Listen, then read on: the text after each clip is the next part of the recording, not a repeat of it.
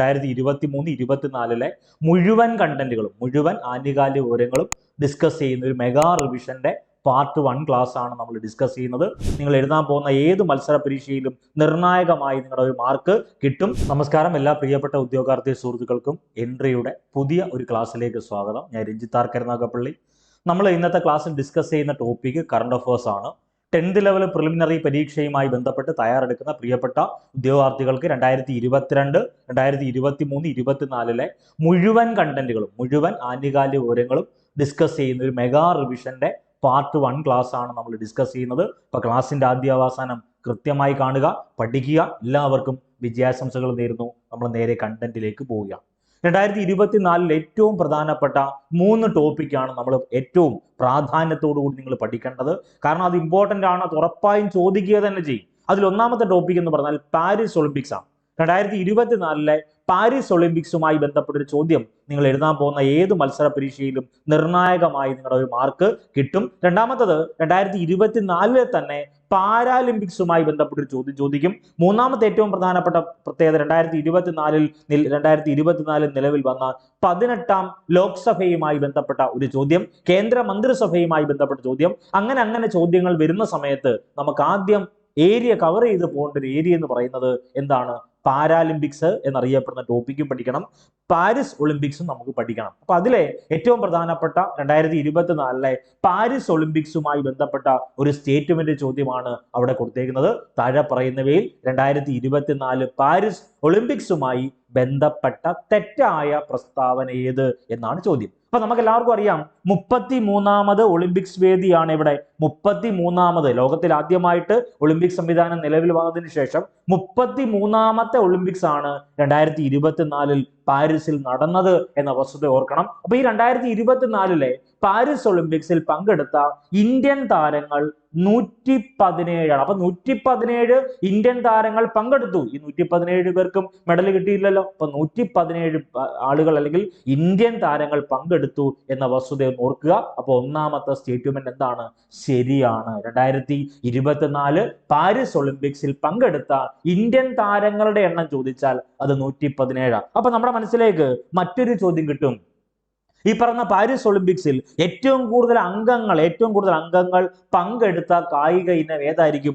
അത് അത്ലറ്റിക്സ് ആയിരിക്കും. അതുകൂടി ഒന്ന് ഓർത്തു വെക്കണം. ഇനി നമ്മൾ ഈ പറയുന്ന 117 അംഗങ്ങളിലാണ് 2 പ്രധാനപ്പെട്ട വ്യക്തികളെ പഠിക്കണം. ഏറ്റവും പ്രധാനപ്പെട്ട വ്യക്തി എന്ന് പറഞ്ഞാൽ PV സിന്ധു, വളരെ ഇമ്പോർട്ടന്റ് ആണ്. അതായത് വേറെ ഒന്നുമില്ല, 2024 എന്നറിയപ്പെടുന്ന പാരീസ് ഒളിമ്പിക്സിൽ ഉദ്ഘാടന ചടങ്ങ് വളരെ ഇമ്പോർട്ടന്റ് ആണ്. 2024 പാരീസ് ഒളിമ്പിക്സിൽ ഉദ്ഘാടന ചടങ്ങിൽ ഇന്ത്യൻ പതാക വഹിച്ചതാരെന്ന് ചോദിച്ചാൽ അത് 2 ആളുകളെ ചേർന്നാണ്. ഒന്ന് PV സിന്ധു ഉണ്ട്, മറ്റൊരു വ്യക്തി അനജന്ത ശരത് കുമാറാണ്. ഒന്ന് ഓർത്തു വെക്കണേ, അജന്ത ശരത് കുമാർ അല്ല, അജന്ത ശരത് കമൽ എന്നറിയപ്പെടുന്ന വ്യക്തിയാണ് എന്ത് 2024 പാരീസ് ഒളിമ്പിക്സിൽ ഉദ്ഘാടന ചടങ്ങിൽ ഇന്ത്യൻ പതാക ഏന്തിയത് 2 വ്യക്തികൾ. ആരൊക്കെയാണ്? ഒന്ന് PV Sindhu. PV Sindhu എന്തുമായി ബന്ധപ്പെട്ടതാ? ബാഡ്മിന്റണുമായി ബന്ധപ്പെട്ടതാണല്ലോ PV Sindhu. ഈ പറയുന്ന എന്ത് അജന്ത ശരത് കമൽ എന്തുമായി ബന്ധപ്പെട്ടതാ? അത് ടേബിൾ ടെന്നീസുമായി ബന്ധപ്പെട്ടതാ. ഈ 2 വ്യക്തികളെ ഒന്ന് ഓർത്തു വെക്കണേ, വളരെ വളരെ പ്രധാനപ്പെട്ടതാ. ഇനി ഈ പറഞ്ഞ 2024 പാരീസ് ഒളിമ്പിക്സിന്റെ സമാപന ചടങ്ങിൽ ഉദ്ഘാടന ചടങ്ങിൽ പതാക ഏന്തിയത് നമ്മൾ പറഞ്ഞു. ഇനി പറയുന്ന 2024 പാരീസ് ഒളിമ്പിക്സിൽ സമാപന ചടങ്ങിൽ ഇന്ത്യൻ പതാക വഹിച്ചത് ആരൊക്കെയാണെന്ന് ചോദിച്ചാൽ ഒന്ന് PR ശ്രീജേഷും മറ്റൊന്ന് മനു ഭാക്കറുമാണ്. അപ്പൊ PR ശ്രീജേഷ് എന്തുമായി ബന്ധപ്പെട്ടതാ? ഹോക്കിയുമായി ബന്ധപ്പെട്ട വ്യക്തിയാണല്ലോ, മലയാളിയാണല്ലോ. PR ശ്രീജേഷ് ആണ് സമാപന ചടങ്ങിൽ ഇന്ത്യൻ പതാക വഹിച്ചത്. PR ശ്രീജേഷും ഉണ്ട്, മനു ഭാക്കറും ഉണ്ട്. അപ്പൊ മനു ഭാക്കർ എന്തുമായി ബന്ധപ്പെട്ടതാ? ഷൂട്ടിങ്ങുമായി ബന്ധപ്പെട്ടതാ. അപ്പൊ ഒന്നാമത്തെ വസ്തുത, ഒന്നാമത്തെ സ്റ്റേറ്റ്മെന്റ് ശരിയാണല്ലോ. 2024 പാരീസ് ഒളിമ്പിക്സിൽ പങ്കെടുത്ത ഇന്ത്യൻ താരങ്ങൾ 117 ആണ്. അത് ശരിയാണ്. ഓപ്ഷൻ ബിയിലേക്ക് വന്നാൽ പാരീസ് ഒളിമ്പിക്സിൽ ആദ്യ സ്വർണം നേടിയ രാജ്യം ചൈനയാണ്. ആ സ്റ്റേറ്റ്മെന്റ് ശരിയാ. 2024 പാരീസ് ഒളിമ്പിക്സിൽ ആദ്യ സ്വർണം നേടിയ രാജ്യം അത് ചൈനയാണ്. ഒന്ന് ഓർത്തു വെക്കണേ. അപ്പൊ ലോക ജനസംഖ്യയിൽ ചൈന ഇപ്പൊ എത്രാം സ്ഥാനത്താണ്?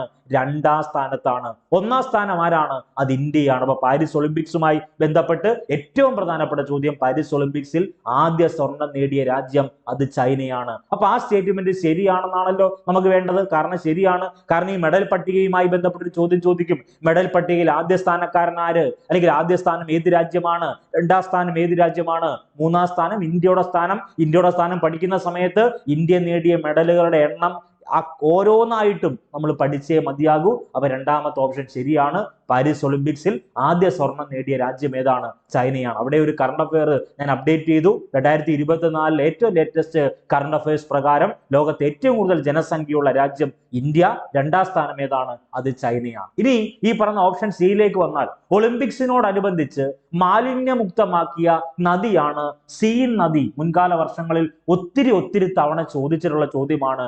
പാരീസ് നദിയുടെ തീരത്ത്, അല്ലെങ്കിൽ പാരീസ് എന്നറിയപ്പെടുന്നത് ഏത് നദിയുടെ തീരത്താണ് സ്ഥിതി ചെയ്യുന്നത്? പാരീസ് എന്ന നഗരം ഏത് നദിയുടെ തീരത്താണ് സ്ഥിതി ചെയ്യുന്നത്? സീൻ നദിയുടെ തീരത്താണ് സ്ഥിതി ചെയ്യുന്നത്. അപ്പോൾ ഒളിമ്പിക്സിനോടനുബന്ധിച്ച് മാലിന്യമുക്തമാക്കിയ നദി ചോദിച്ചാൽ അത് സീൻ നദിയാണ്. ആ സ്റ്റേറ്റ്മെന്റും എന്താണ്? ശരിയാണ്. അപ്പോ എ ഓപ്ഷൻ നോക്കിയേ. 2024 പാരീസ് ഒളിമ്പിക്സിൽ പങ്കെടുത്ത ഇന്ത്യൻ താരങ്ങളുടെ എണ്ണം 117. മലയാളി താരങ്ങളുണ്ട്, അത് നമ്മൾ പറയും. ദെൻ അത് രണ്ടാമത്തെ ഓപ്ഷൻ. പാരീസ് ഒളിമ്പിക്സിൽ ആദ്യ സ്വർണം നേടിയ രാജ്യം ചോദിച്ചാൽ അത് ചൈനയാണെന്ന് ഓർക്കണം. ഓപ്ഷൻ സിയിലേക്ക് വന്നാൽ ഒളിമ്പിക്സിനോടനുബന്ധിച്ച് മാലിന്യമുക്തമാക്കിയ നദി ഏതാണ്? അത് സീൻ നദിയാണ്. ഇനി നമുക്ക് വേണ്ട വളരെ പ്രധാനപ്പെട്ട ഒരു ചോദ്യമുണ്ട്. ഈ 2024 പാരീസ് ഒളിമ്പിക്സുമായി ബന്ധപ്പെട്ട് നമുക്ക് വേണ്ടത് എന്താണെന്ന് അറിയാവോ? ഈ പറഞ്ഞ പാരീസ് ഒളിമ്പിക്സുമായി ബന്ധപ്പെട്ട് ഏറ്റവും പ്രധാനപ്പെട്ട ചോദ്യം, ഈ പറയുന്ന ഒളിമ്പിക്സിന്റെ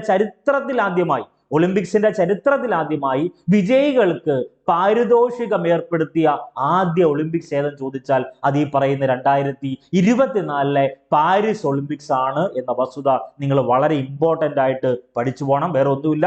ചരിത്രത്തിൽ ആദ്യമായി വിജയികൾക്ക് ക്യാഷ് അവാർഡ് നൽകിയ ഒളിമ്പിക്സ് ഏതെന്ന് ചോദിച്ചാൽ, പാരിതോഷികം എന്ന് പറഞ്ഞാൽ ക്യാഷ് അവാർഡ് നൽകിയ ഒളിമ്പിക്സ് ഏതെന്ന് ചോദിച്ചാൽ അത് 2024 പാരീസ് ഒളിമ്പിക്സ് ആണ്. ദെൻ സ്വർണ്ണ മെഡൽ ജേതാവിന് മാത്രമാണ് ഈ പാരിതോഷികം കൊടുക്കാറുള്ളത്. അതുകൂടി ഓർക്കുക. ഈ പറഞ്ഞ വെള്ളി നേടിയോട്ടെ, വെങ്കലം നേടിക്കോട്ടെ, അവർക്കൊന്നും എന്തില്ല, പാരിതോഷികമില്ല. മറിച്ച് എന്താണ്? സ്വർണ്ണ മെഡൽ ജേതാവിന് മാത്രം ഏകദേശം $50,000 ആണ് സമ്മാന തുകയായിട്ട് കൊടുക്കുന്നത്. അതുകൂടി ഒന്ന് ഓർത്തു വെക്കണം. അപ്പൊ അവിടെ നമ്മളെ കുഴപ്പിക്കുന്ന ഒരു ചോദ്യമുണ്ട്. എന്താണെന്നറിയാവോ? ഈ പറഞ്ഞ 2024 ഒളിമ്പിക്സിനോടനുബന്ധിച്ച് മാലിന്യമുക്തമാക്കിയ നദിയുടെ പേര് സീൻ നദിയാണല്ലോ. ചരിത്രത്തിൽ ആദ്യമായി സ്റ്റേഡിയത്തിന്റെ പുറത്തു വെച്ച്, വളരെ ഇമ്പോർട്ടന്റ് ആണ്, സ്റ്റേഡിയത്തിന് പുറത്തു വെച്ച് ഒളിമ്പിക്സിന്റെ ഉദ്ഘാടന ചടങ്ങ് നടന്നത് എവിടെയാണെന്ന് ചോദിച്ചാൽ അത് 2024 പാരീസ് ഒളിമ്പിക്സിലാണ്. അപ്പൊ നേരത്തെയുള്ള ഏത് ഒളിമ്പിക്സ് നമ്മൾ എടുത്തു, തുടക്കം മുതലുള്ള ഒളിമ്പിക്സുകളെല്ലാം എടുത്താലും ആ ഒളിമ്പിക്സുകളെല്ലാം നടക്കുന്നത് എവിടെയായിരിക്കും?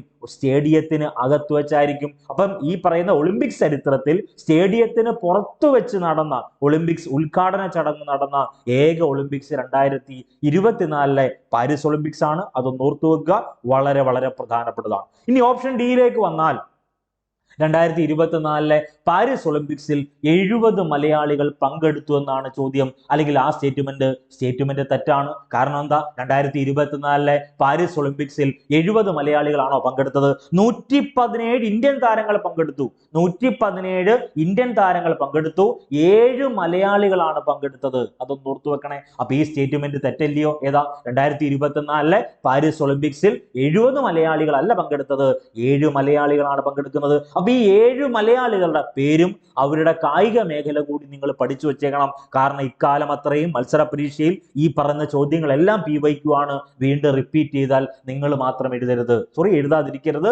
ഒന്നാമത്തെ മലയാളി PR ശ്രീജേഷ്, നമുക്ക് എല്ലാവർക്കും അറിയാവുന്നതാണ്. ഹോക്കി മേഖലയുമായി ബന്ധപ്പെട്ട, അല്ലെങ്കിൽ ഹോക്കിയുമായി ബന്ധപ്പെട്ട വ്യക്തിയാണ് PR ശ്രീജേഷ്. ഇന്ത്യൻ ഹോക്കി ടീമിന്റെ ക്യാപ്റ്റൻ ഒരിക്കലും PR ശ്രീജേഷ് അല്ല. PR ശ്രീജേഷിന്റെ മേഖല, കായിക ഇനം ഹോക്കിയാണ്. അതൊന്ന് ഓർത്തു വെക്കുക. ഓക്കെ. ദെൻ പ്രണോയ് എന്നറിയപ്പെടുന്ന വ്യക്തി ഉണ്ടല്ലോ. പ്രണോയ് എന്നറിയപ്പെടുന്ന മലയാളി ബാഡ്മിന്റണുമായി ബന്ധപ്പെട്ടതാണ്. ഇനി അബ്ദുള്ള അബൂബക്കർ എന്നറിയപ്പെടുന്ന ഒരു വ്യക്തിയുണ്ട്. അദ്ദേഹം മലയാളിയാണ്. ട്രിപ്പിൾ ജമ്പുമായി ബന്ധപ്പെട്ടതാണ്. അപ്പൊ 2024 പാരീസ് ഒളിമ്പിക്സിൽ പങ്കെടുത്ത മലയാളികളുടെ എണ്ണം 7 ആകെ പങ്കെടുത്ത ഇന്ത്യക്കാരുടെ എണ്ണം 117. എല്ലാം ഓർത്തു വെക്കണേ. 117 പേര് ഇന്ത്യക്കാർ പങ്കെടുത്തു.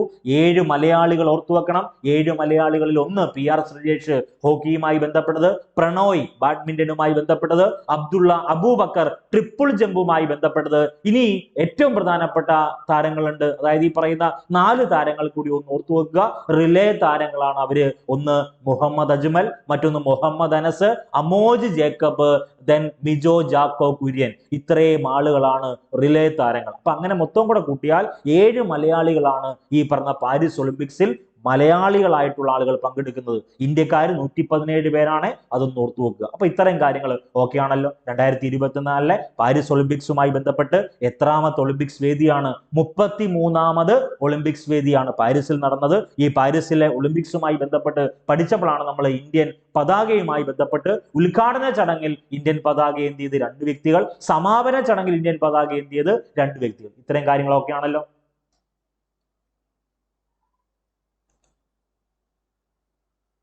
ഇനി നമ്മൾ ഈ പാരീസ് ഒളിമ്പിക്സുമായി ബന്ധപ്പെട്ട് കണ്ടന്റ് ഡിസ്കസ് ചെയ്യുമ്പോൾ 3 പ്രധാനപ്പെട്ട കാര്യങ്ങൾ കൂടി ഒന്ന് ഓർത്തു വെക്കുക. ഒന്ന്, അന്താരാഷ്ട്ര ഒളിമ്പിക് കമ്മിറ്റിയുടെ പരമോന്നത പുരസ്കാരമായ ഒളിമ്പിക് ഓർഡറിന് അർഹനായ, ഒളിമ്പിക് ഓർഡറിന് അർഹനായ ഇന്ത്യൻ ഷൂട്ടിംഗ് താരത്തിന്റെ പേര് അത് അഭിനവ് ബിന്ദ്ര എന്നാണ്. അന്താരാഷ്ട്ര ഒളിമ്പിക് കമ്മിറ്റിയുടെ പരമോന്നത പുരസ്കാരമായ ഒളിമ്പിക് ഓർഡറിന് അർഹനായ ഇന്ത്യൻ ഷൂട്ടിംഗ് താരം അഭിനവ് ബിന്ദ്രയാണ്. അപ്പൊ അഭിനവ് ബിന്ദ്ര എന്തുമായി ബന്ധപ്പെട്ടതാണ്? ഷൂട്ടിങ്ങുമായി ബന്ധപ്പെട്ടതാണല്ലോ. ഇനി മെഡൽ പട്ടികയിൽ ഇന്ത്യയുടെ സ്ഥാനം 71ാം സ്ഥാനമാണ്. മെഡൽ പട്ടികയിൽ ഇന്ത്യയുടെ സ്ഥാനം. അപ്പൊ മെഡൽ പട്ടിക പഠിക്കുമ്പം ഏറ്റവും പ്രാധാന്യത്തോടുകൂടി പഠിക്കേണ്ട ഒരു ഏരിയ ആണ് ഇന്ത്യയുടെ മെഡൽ പട്ടിക. അപ്പൊ ഇന്ത്യൻ മെഡൽ പട്ടികയുമായി ബന്ധപ്പെട്ട അല്ലെങ്കിൽ മെഡൽ പട്ടികയിൽ ഇന്ത്യയുടെ സ്ഥാനം അത് 71ആണ്. അപ്പൊ ഇന്ത്യക്ക് സ്വർണ്ണ മെഡൽ ഉണ്ടോ? സ്വർണ്ണ മെഡൽ ഇല്ല.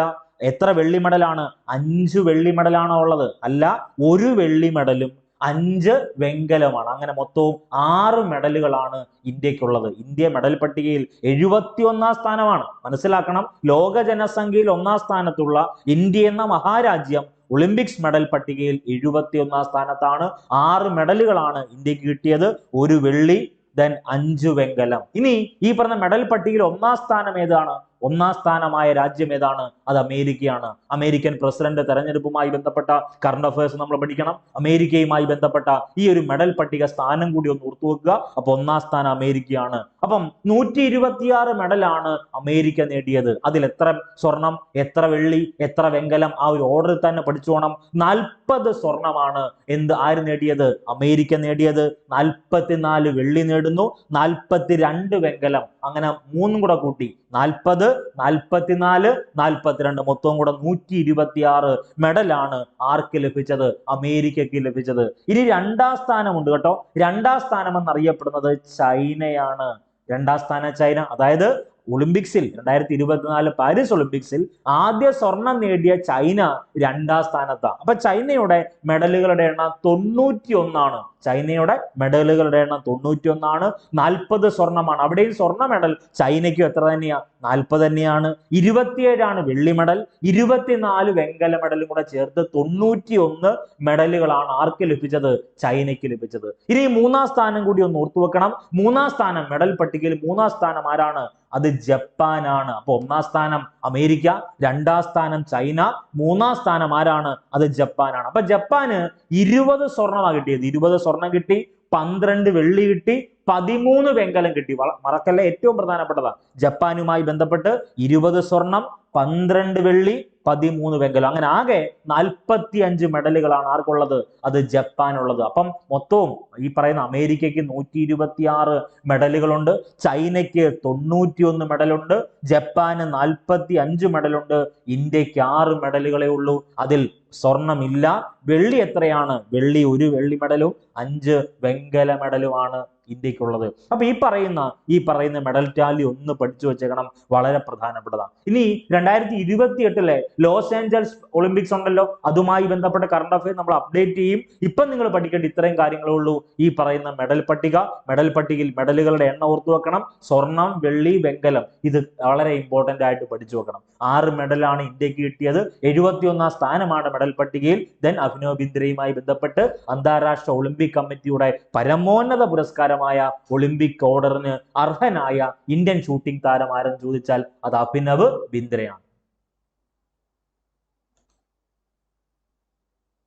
അപ്പൊ ഇത്തരം കാര്യങ്ങൾ നമുക്ക് കിട്ടിയല്ലോ. ഇനി ഇന്ത്യയുടെ മെഡൽ നേട്ടങ്ങൾ വളരെ ഇമ്പോർട്ടന്റ് ആണ്. മത്സര പരീക്ഷയിൽ ഏറ്റവും പ്രധാനപ്പെട്ടതാണ് ഇന്ത്യയുടെ മെഡൽ നേട്ടങ്ങൾ. അപ്പൊ മിക്ക പരീക്ഷയിലും ചോദിക്കുന്നത് ഈ പറയുന്ന വ്യക്തി അല്ലെങ്കിൽ നീരജ് ചോപ്ര എന്തുമായി ബന്ധപ്പെട്ടതാണ്, അല്ലെങ്കിൽ സ്വപ്നിൽ കുശാല എന്തുമായി ബന്ധപ്പെട്ടതാണ്, അങ്ങനത്തുള്ള ടേമുകളാണ് പരീക്ഷയ്ക്ക് ചോദിക്കാറുള്ളത്. എന്നിരുന്നാലും A-Z കാര്യങ്ങൾ നമ്മളങ്ങ് പറയുക. അപ്പൊ നമ്മൾ പറഞ്ഞു ഇന്ത്യ മെഡൽ പട്ടികയിൽ എത്രാം സ്ഥാനമാണെന്നാ പറഞ്ഞത്? 71ാം സ്ഥാനമാണെന്ന് പറഞ്ഞു. ഇന്ത്യക്ക് 6 മെഡലേ ഉള്ളെന്ന് പറഞ്ഞു. അപ്പൊ അതിലെ 1 വെള്ളി ആരാണെന്ന് പഠിക്കണം, ബാക്കിയുള്ള 5 വെങ്കലവും നമ്മൾ പഠിക്കണമല്ലോ. ഒന്നാമത് നോക്കിയേ, ഇന്ത്യയുടെ മെഡൽ നേട്ടങ്ങൾ പഠിക്കുമ്പോൾ ഏറ്റവും പ്രധാനപ്പെട്ട വ്യക്തിത്വമാണ് നീരജ് ചോപ്ര. നീരജ് ചോപ്ര ഹരിയാന സ്വദേശിയാണെന്ന് നമുക്ക് എല്ലാവർക്കും അറിയാവുന്നതാണ്. ബഹുധാന്യക എന്നറിയപ്പെട്ട ഇന്ത്യൻ സംസ്ഥാനം ഏതാണ്? അത് ഹരിയാനയാണ്. അപ്പൊ ഈ പറയുന്ന നീരജ് ചോപ്ര ജാവലിൻ ത്രോയിലാണ് വെള്ളി മെഡൽ നേടുന്നത്. അത് ഓർത്തു വെക്കുക. അദ്ദേഹം എറിഞ്ഞ ദൂരം ഇമ്പോർട്ടന്റ് ആണ്. 89.45 മീറ്റർ. 89.45 മീറ്റർ. അപ്പൊ അദ്ദേഹത്തിന് വെള്ളി മെഡലാണ് കിട്ടിയത്. അപ്പൊ സ്വർണ്ണ മെഡൽ വാങ്ങിയ വ്യക്തി ഉണ്ടല്ലോ, സ്വർണ്ണ മെഡൽ നേടിയ വ്യക്തി ഉണ്ടല്ലോ, അദ്ദേഹവുമായി ബന്ധപ്പെട്ട കണ്ടന്റ് പഠിക്കണം. അപ്പൊ നീരജ് ചോപ്ര ഹരിയാന സ്വദേശിയാണ്. ജാവലിൻ ത്രോയിൽ, ഇന്ത്യയിൽ നിന്ന് ജാവലിൻ ത്രോയിൽ ഏത് മെഡൽ? വെള്ളി മെഡൽ ലഭിക്കുന്നു. എറിഞ്ഞ ദൂരം മറക്കല്ലേ, 89.45 മീറ്റർ ആണ്. ഇനി രണ്ടാമത്തെ പ്രധാനപ്പെട്ട വ്യക്തിയാണ് സ്വപ്നിൽ കുശാലെ എന്നറിയപ്പെടുന്ന വ്യക്തിയാണ്. അദ്ദേഹം ഷൂട്ടിങ്ങുമായി ബന്ധപ്പെട്ടതാണ്. ഷൂട്ടിങ്ങിൽ വെങ്കല മെഡലാണ് സ്വപ്നിൽ കുശാലെ നേടിയത്.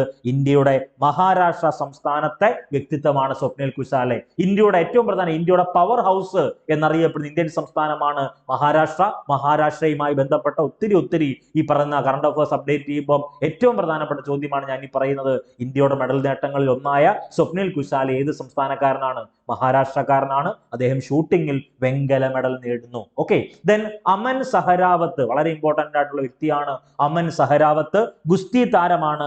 ഹരിയാന സ്വദേശിയാണ്. അദ്ദേഹവും എന്താണ്? വെങ്കല മെഡലാണല്ലോ. അപ്പോൾ ഒരു ചോദ്യം ചോദിക്കും. എന്താ ചോദ്യം എന്നറിയാവോ? ഇന്ത്യക്ക് വേണ്ടി വ്യക്തിഗത മെഡൽ നേടി ഏറ്റവും പ്രായം കുറഞ്ഞ താരം. വളരെ ഇമ്പോർട്ടന്റ് ആണ്. അമൻ സഹരാവത്തിന്റെ പ്രധാനപ്പെട്ട പ്രത്യേകത പറഞ്ഞു. ഇന്ത്യക്ക് വേണ്ടി വ്യക്തിഗത മെഡൽ നേടുന്ന അല്ലെങ്കിൽ നേടിയ ഏറ്റവും പ്രായം കുറഞ്ഞ താരം ഏതാണ്? അത് അമൻ സഹരാവത്താണ്. ഗുസ്തി താരമാണ്. ഹരിയാന സ്വദേശിയാണ്. അപ്പൊ നമുക്ക് വേണ്ട പ്രധാനപ്പെട്ട മെഡൽ നേട്ടങ്ങളൊക്കെയായി. ഒന്നാമത് നീരജ് ചോപ്ര വെള്ളി മെഡൽ, സ്വപ്നിൽ കുശാലെ വെങ്കല മെഡൽ ഷൂട്ടിങ്ങുമായി ബന്ധപ്പെട്ടത്, അമൻ സഹരാവത്ത് ഗുസ്തി താരമാണ്, ഹരിയാന സ്വദേശിയാണ്, അദ്ദേഹത്തിന് വെങ്കല മെഡൽ കിട്ടുന്നു. അവിടെ ഒരു ചോദ്യം ഞാൻ ആവർത്തിച്ച് പറഞ്ഞു. എന്താ? ഇന്ത്യക്ക് വേണ്ടി വ്യക്തിഗത മെഡൽ നേടി ഏറ്റവും പ്രായം കുറഞ്ഞ താരമാണേത്? അമൻ സഹരാവത്ത്. അതൊന്ന് ഓർത്തു വെക്കണം. ഇനി മനു ഭാക്കർ എന്നറിയപ്പെടുന്ന വ്യക്തിത്വം ഉണ്ടല്ലോ. മനു ഭാക്കറിന് എന്താണ്? ഷൂട്ടിങ്ങിലാണ് വെങ്കല മെഡൽ കിട്ടുന്നത്. അപ്പൊ ഈ മനു ഭാക്കറുമായി ബന്ധപ്പെട്ട് ഏറ്റവും പ്രധാനപ്പെട്ട ചോദ്യമുണ്ട്. ഒന്നാമത്തെ വസ്തുത, പാരീസ് ഒളിമ്പിക്സിൽ ഇന്ത്യക്ക് വേണ്ടി ആദ്യ മെഡൽ നേടിയത് ആരാണ്? ഈ മനു ഭാക്കറാണ്. ഷൂട്ടിങ്ങുമായി ബന്ധപ്പെട്ടതാണ്. വെങ്കല മെഡൽ ജേതാവാണ്. എന്താ പ്രത്യേകത പറഞ്ഞേക്കുന്നത്? മനു ഭാക്കറിന്റെ പ്രത്യേകത പാരീസ് ഒളിമ്പിക്സിൽ ഇന്ത്യക്ക് വേണ്ടി ആദ്യ മെഡൽ നേടുന്നത്.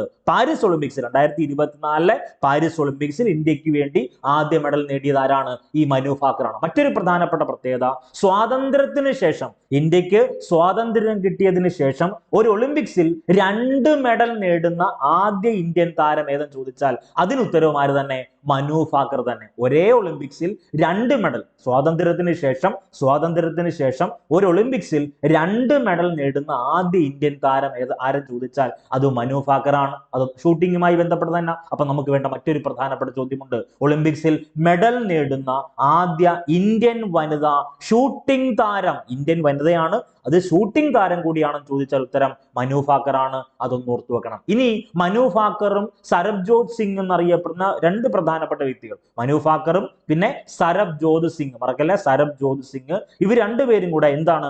മിക്സഡ് ടീമിനത്തിലാണ്. അതായത് വേറെ ഒന്നുമില്ല, അവിടെയും ഷൂട്ടിംഗ് ആണ്.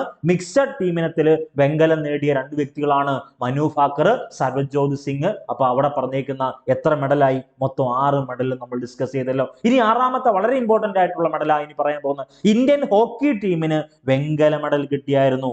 ഇന്ത്യൻ ഹോക്കി ടീമിന് വെങ്കല മെഡൽ കിട്ടുന്നു. അപ്പൊ ആരെ പരാജയപ്പെടുത്തിയാണ് വെങ്കല മെഡൽ ഇന്ത്യ നേടുന്നത്? സ്പെയിനിനെ പരാജയപ്പെടുത്തിയാണ്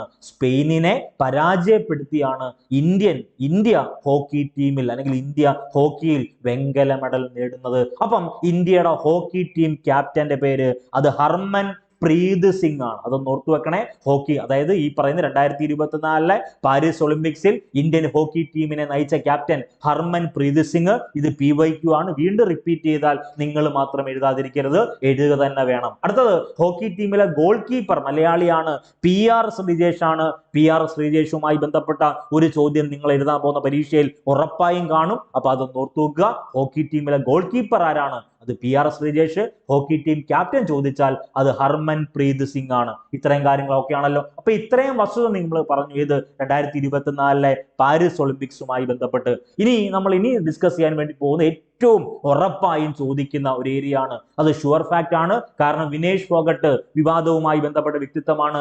അർഷാദ് നദീം പ്രധാനപ്പെട്ട വ്യക്തിത്വമാണ്. നൊവാക് ജോക്കോവിച്ച് പ്രധാനപ്പെട്ട വ്യക്തിത്വമാണ്. ദെൻ അർമാൻഡെ ഡുപ്ലന്റീസ്. ഈ പ്രധാനപ്പെട്ട 4 വ്യക്തികളുടെയും ഡീറ്റെയിൽസ് നമുക്ക് പരീക്ഷയ്ക്ക് ചോദിക്കും. കാരണം അത്രയേറെ ഇമ്പോർട്ടന്റ് ആണ്. അത് വിനേഷ് ഫോഗാട്ടിനെ പറ്റിയൊക്കെയുള്ള കണ്ടന്റ് ഉറപ്പായും നിങ്ങൾ വായിച്ച് അല്ലെങ്കിൽ പഠിച്ചിട്ടേ പോകാവൂ.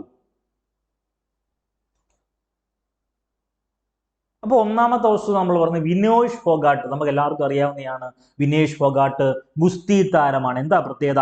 ഒളിമ്പിക്സിന്റെ ചരിത്രത്തിൽ ആദ്യമായി, വളരെ ഇമ്പോർട്ടന്റ് ആണ് ഈ ചോദ്യം, ഒളിമ്പിക്സിന്റെ ചരിത്രത്തിൽ ആദ്യമായി ഫൈനലിൽ എത്തിയ ശേഷം ശരീരഭാരം അധികം എന്നതുകൊണ്ട്, ശരീരഭാരം അധികമായതുകൊണ്ട് അല്ലെങ്കിൽ അധികം എന്നതുകൊണ്ട് അയോഗ്യയാക്കപ്പെട്ട ആദ്യ വ്യക്തി ആര് അല്ലെങ്കിൽ ആദ്യ താരം ഏതെന്ന് ചോദിച്ചാൽ അത് വിനേഷ് ഫോഗാട്ടാണ്. ഗുസ്തി താരമാണ്. അപ്പൊ നമുക്ക് വേണ്ടത് ഈ ഫൈനലിന് മുന്നോടിയായിട്ട് നടന്ന പരിശോധന വരുമല്ലോ. ആ പരിശോധനയിൽ 100 ഗ്രാം ഭാരം അധികമാണ് അല്ലെങ്കിൽ അധികമായതോടുകൂടിയാണ് വിനേഷ് ഫോഗട്ടിനെ അയോഗ്യത ആക്കുന്നത്. അപ്പൊ അതുമായി ബന്ധപ്പെട്ട് നമുക്ക് വേണ്ടത് വിനേഷ് ഫോഗാട്ട് ഗുസ്തി താരമാണ്. ഏത് മത്സര ഇനത്തിലാണ് അദ്ദേഹം മത്സരിച്ചത്? അദ്ദേഹം മത്സരിച്ചത് 50 കിലോഗ്രാം വനിതാ വിഭാഗം. വളരെ പ്രധാനപ്പെട്ട വ്യക്തിയാണ്. 50 കിലോഗ്രാം വനിതാ വിഭാഗം ഗുസ്തിയിലാണ് വിനേഷ് ഫോഗാട്ട് മത്സരിച്ചത്. അപ്പൊ ഗുസ്തി താരമാണ് വിനേഷ് ഫോഗാട്ട്. അതൊന്ന് ഓർത്തു വെക്കുക. 50 കിലോഗ്രാം മത്സരത്തിൽ പാർട്ടിസിപ്പേറ്റ് ചെയ്യുന്നു. 100 ഗ്രാം അധികമായതോ അല്ലെങ്കിൽ അധികം ആയതിന്റെ അടിസ്ഥാനത്തിൽ എന്ത് ചെയ്യുന്നു? അയോഗ്യയാക്കുന്നു. ഓക്കെ. രണ്ടാമത്തെ പ്രധാനപ്പെട്ട വ്യക്തിത്വം അർഷാദ് നദീമാണ്. അർഷാദ് നദീം ജാവലിൻ ത്രോയുമായി ബന്ധപ്പെട്ട വ്യക്തിത്വമാണ്. പാകിസ്ഥാൻ താരമാണ്. പ്രധാനപ്പെട്ട പ്രത്യേകത എന്താ? 2024 പാരീസ് ഒളിമ്പിക്സിൽ പുരുഷ ജാവലിൻ ത്രോയിൽ ഒളിമ്പിക്കിന്റെ റെക്കോർഡോടുകൂടി സ്വർണ്ണ മെഡൽ നേടിയ വ്യക്തിത്വമാണെങ്കിൽ പാകിസ്ഥാൻ താരമാണ് അർഷാദ് നദീം. എറിഞ്ഞ ദൂരം മറക്കല്ലേ, 92.97 മീറ്റർ ആണ് അദ്ദേഹം അർഷാദ് നദീം എറിഞ്ഞ ദൂരം. അപ്പൊ 89.45 മീറ്റർ എറിഞ്ഞ ആര്? ഏറ്റവും പ്രധാനപ്പെട്ട ഇന്ത്യക്കാരനായിട്ടുള്ള പ്രധാനപ്പെട്ട വ്യക്തി ഉണ്ടല്ലോ, അദ്ദേഹത്തിന്റെ ദൂരമാണ് 89.45. അദ്ദേഹത്തിന് ഏത് മെഡൽ? വെള്ളി മെഡൽ ലഭിക്കും. അതൊന്ന് ഓർത്തു വെക്കണേ. അപ്പൊ നീരജ് ചോപ്ര 2024 പാരീസ് ഒളിമ്പിക്സിൽ വെള്ളി മെഡൽ നേടുന്നു. 89.45 മീറ്റർ ആണ് എറിഞ്ഞ ദൂരം. അർഷാദ് നദീമിന് 92.97 മീറ്റർ ആണ് അദ്ദേഹം എറിഞ്ഞ ദൂരം. അദ്ദേഹത്തിന് സ്വർണ്ണ മെഡൽ, വെള്ളി മെഡൽ. അതൊന്നൊക്കെ ഒന്ന് ഓർത്തു വെക്കുക. അടുത്തത് നൊവാക് ജോക്കോവിച്ച് ആണ്. നമുക്ക് എല്ലാവർക്കും അറിയാവുന്നതാണ്. സെർബിയ താരമാണ്. അദ്ദേഹം പാരീസ് ഒളിമ്പിക്സിലെ ടെന്നീസ് പുരുഷ വിഭാഗം സിംഗിൾസിൽ എന്ത് ലഭിക്കുന്നു? സ്വർണ്ണ മെഡൽ നേടുന്നു. അപ്പൊ സ്വർണം നേടുന്നു. അതൊന്ന് ഓർത്തു വെക്കുക. ദെൻ അർമാൻഡെ ഡുപ്ലന്റീസ് വളരെ പ്രധാനപ്പെട്ട വ്യക്തിത്വമാണ്. പോൾ വാൾട്ട് ആണ് അദ്ദേഹത്തിന്റെ കായിക മേഖല. സ്വീഡിഷ് താരമാണ്. വളരെ ഇമ്പോർട്ടന്റ് ചോദ്യമാണ്. ഒളിമ്പിക്സിന്റെ പോൾ വാൾട്ടിൽ ലോക റെക്കോർഡോടുകൂടി സ്വർണം കരസ്ഥമാക്കിയ വ്യക്തിത്വമാണ് അർമാൻഡെ ഡുപ്ലന്റീസ്. അവിടെ മറ്റൊരു പ്രധാനപ്പെട്ട ചോദ്യമുണ്ട്. അദ്ദേഹത്തിന്റെ പുതിയ റെക്കോർഡ് 6.25 മീറ്റർ ആണ്. അപ്പൊ ഇത്രയും വസ്തുത നമ്മൾ എന്ത് പഠിക്കണം? പാരീസ് ഒളിമ്പിക്സ് എന്നറിയപ്പെടുന്ന കണ്ടന്റ് ഡിസ്കസ് ചെയ്യുമ്പോൾ ഉറപ്പായും പഠിച്ചിട്ടേ പരീക്ഷയ്ക്ക് പോകാവൂ. ഇതിൽ നിന്ന് എന്തായാലും ഉറപ്പായും ഒരു ചോദ്യം ഉറപ്പായും വരും. അപ്പൊ നമുക്ക് വേണ്ട എന്ത്? ഏറ്റവും പ്രധാനപ്പെട്ട ടോപ്പിക്ക് കവർ ചെയ്തു. അടുത്ത നമുക്ക് ഏറ്റവും പ്രധാനപ്പെട്ട മറ്റൊരു ചോദ്യത്തിലേക്ക് പോവുകയാണ്. 2025 കാലാവസ്ഥാ വ്യതിയാന ഉച്ചകോടിയുടെ വേദി എവിടെയാണ് എന്നാണ് ചോദ്യം. Option A Brazil, option B Azerbaijan, option C Dubai, option D Egypt. നിങ്ങൾ 2025 കറണ്ട് അഫയർ നമ്മൾ പറയുന്നത്. 2025 കറണ്ട് അഫയർ എന്ന് പറഞ്ഞാൽ അടുത്ത വർഷത്തെ അഡ്വാൻസ് ആണ് നമ്മൾ പറയുന്നത്. അപ്പൊ 2025 കാലാവസ്ഥാ വ്യതിയാന ഉച്ചകോടിയുടെ വേദി ചോദിച്ചാൽ അതിനുത്തരം നിങ്ങൾ എഴുതേണ്ടത് ഏതാണ്? അത് ഉത്തരം ഓപ്ഷൻ എ ബ്രസീലാണ്. അപ്പൊ ഈ പറയുന്ന കാലാവസ്ഥാ വ്യതിയാന ഉച്ചകോടിയുമായി ബന്ധപ്പെട്ട് 2025 COP30 കാലാവസ്ഥാ വ്യതിയാന ഉച്ചകോടി നടക്കുന്നത് ബ്രസീലാണെന്ന് ഓർക്കണം. 2024 നടക്കുന്നത് അസർബൈജാൻ, 2023 നടന്നത് ദുബായ് ആണ്, 2022 നടന്നത് അത് ഈജിപ്റ്റ് ആണ്. ഈ 4 പ്രധാനപ്പെട്ട വർഷങ്ങൾ ഒന്ന് ഓർത്തു വെക്കണേ. അപ്പൊ നമുക്ക് വേണ്ട പ്രധാനപ്പെട്ട വർഷങ്ങളെല്ലാം നമ്മൾ പറഞ്ഞു. 2025 പറഞ്ഞു ബ്രസീലാണ്, 2024 പറഞ്ഞു അസർബൈജാൻ ആണ്, 2023 പറഞ്ഞു ദുബായ് ആണ്, 2022 എവിടെയായിരുന്നു? അത് ഈജിപ്തിലായിരുന്നു.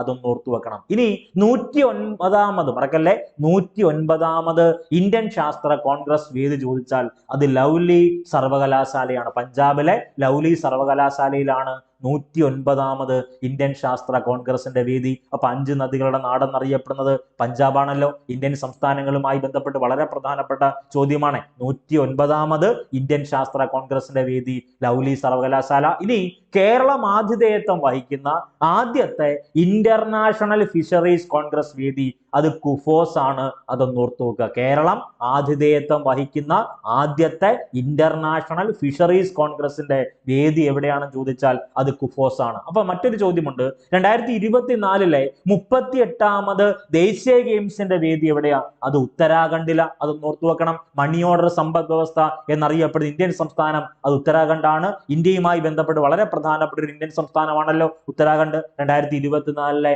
38ാമത് ദേശീയ ഗെയിംസിന്റെ വേദി അത് ഉത്തരാഖണ്ഡാണ്. ഇനി 2025 വളരെ ഇമ്പോർട്ടന്റ് ആണ്. 2025 ലോക പരിസ്ഥിതി ദിനാചരണത്തിന്റെ വേദി എവിടെയാണ്? 2025 പറഞ്ഞേക്കുന്നത്. ഓപ്ഷൻ ആയിട്ട് വരേണ്ടത് ഓപ്ഷൻ എ ദക്ഷിണാഫ്രിക്ക, option B Korea, option C Saudi Arabia, option D Sweden. ഉത്തരം ഏതാണ്?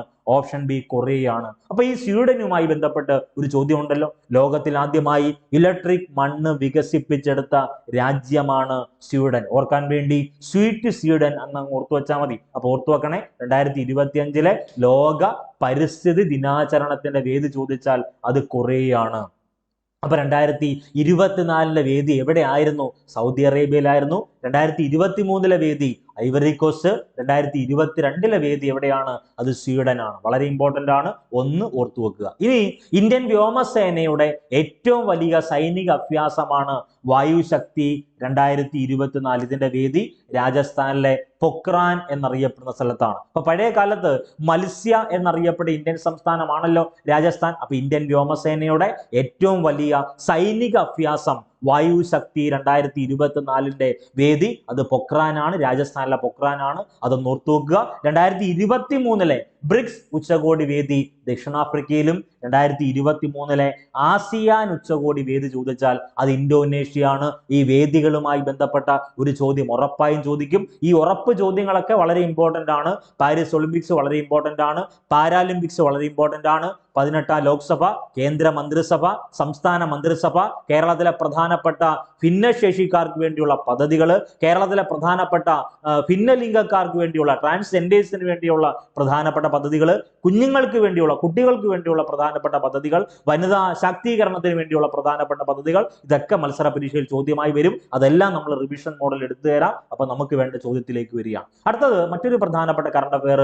2024 നവംബർ 11 സുപ്രീം കോടതിയുടെ ചീഫ് ജസ്റ്റിസ് ആയി ചുമതലയേറ്റ ജസ്റ്റിസ് സഞ്ജീവ് ഖന്ന എത്രാമത്തെ സുപ്രീം കോടതി ചീഫ് ജസ്റ്റിസ് ആണ് എന്നാണ് ചോദ്യം. ജസ്റ്റിസ് സഞ്ജീവ് ഖന്ന. ഉത്തരം ഓപ്ഷൻ ബി 51ാമത് ചീഫ് ജസ്റ്റിസ് ആണ് സഞ്ജീവ് ഖന്ന. അപ്പൊ നമുക്ക് വേണ്ടത് ഇന്ത്യയുടെ പരമോന്നത കോടതി എന്നറിയപ്പെടുന്നത് സുപ്രീം കോടതിയാണല്ലോ. ആ സുപ്രീം കോടതിയുമായി ബന്ധപ്പെട്ട് 1950 ജനുവരി 28 സുപ്രീം കോടതി നിലവിൽ വരുന്നത്. ഇന്ത്യൻ ഭരണഘടനയുടെ കാവൽക്കാരൻ എന്നറിയപ്പെടുന്നത് സുപ്രീം കോടതിയാണ്. ഇന്ത്യയുടെ മൗലികാവകാശങ്ങളുടെ സംരക്ഷകൻ എന്നറിയപ്പെടുന്നത് സുപ്രീം കോടതിയാണ്. സുപ്രീം കോടതിയുടെ ആദ്യ ചീഫ് ജസ്റ്റിസ് ഹരിലാൽ ജെ കെനിയാണ് ആദ്യ ചീഫ് ജസ്റ്റിസ്. അപ്പൊ അവിടെ ഒരു ചോദ്യം ചോദിക്കും, സുപ്രീം കോടതിയുടെ ചീഫ് ജസ്റ്റിസ് ആയ ആദ്യ മലയാളി, ഏക മലയാളി അത് KG ബാലകൃഷ്ണൻ 37ാമത് ചീഫ് ജസ്റ്റിസ് ആണ്. അപ്പൊ ഈ പറയുന്ന ഇന്ത്യൻ സുപ്രീം കോടതിയുടെ 50ാമത് ചീഫ് ജസ്റ്റിസ്